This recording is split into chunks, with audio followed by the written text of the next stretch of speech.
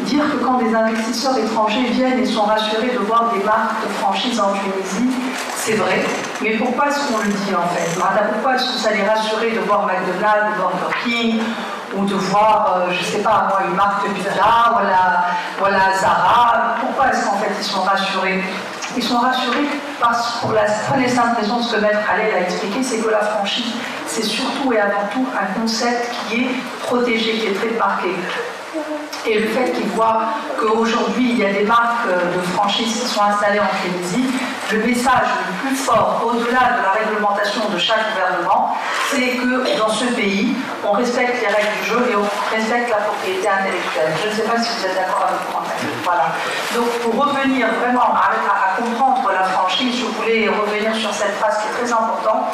Quand on dit voir que si, par exemple, les investisseurs américains vont venir et voir McDonald's, oui, mais derrière le signe de McDonald's, ça veut dire qu'aujourd'hui, personne ne peut venir et se substituer ou aller faire ce qu'on appelle du parasitage intellectuel, donc venir et s'appeler McDonald's ou avoir une couleur similaire avec un M similaire retourné, etc. Le gouvernement tunisien ne le permettra pas et ça veut dire que leurs droits sont protégés. Moi, j'ai juste quelques petits chiffres puisque j'ai commencé par parler des États-Unis. Il faut savoir que les États-Unis sont le premier pays de la franchise. Chez eux, ça représente 10% du PNB, ça représente 21 millions d'emplois et ça représente 75 industries, 900 000 PME. C'est pour vous dire que c'est vraiment, en fait, aux États-Unis, on ne parle pas du secteur, on parle de l'industrie de la franchise.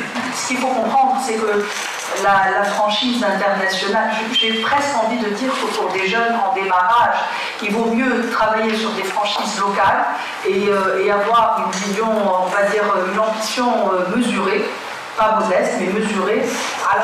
Les franchises internationales, c'est des investissements qui sont très très importants et qui ne sont pas à la portée de tout le monde.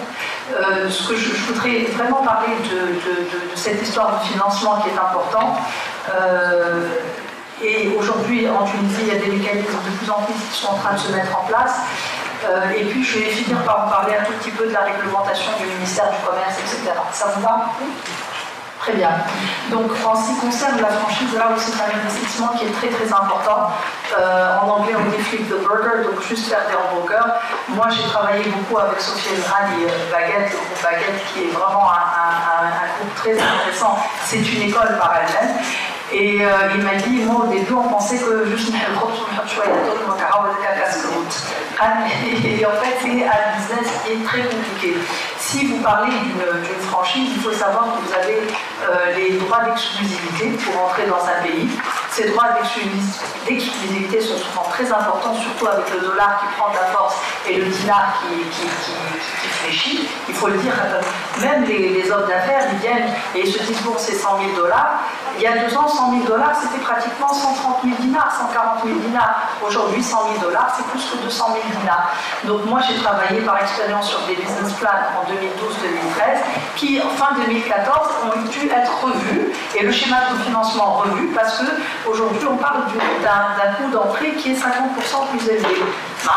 C'est ce que vous devez comprendre. Il y a des coûts d'ouverture par magasin. Donc vous dites, bon, moi j'ai payé les frais d'exclusivité, mais aujourd'hui, chaque fois que vous ouvrez un point de vente, il faut payer.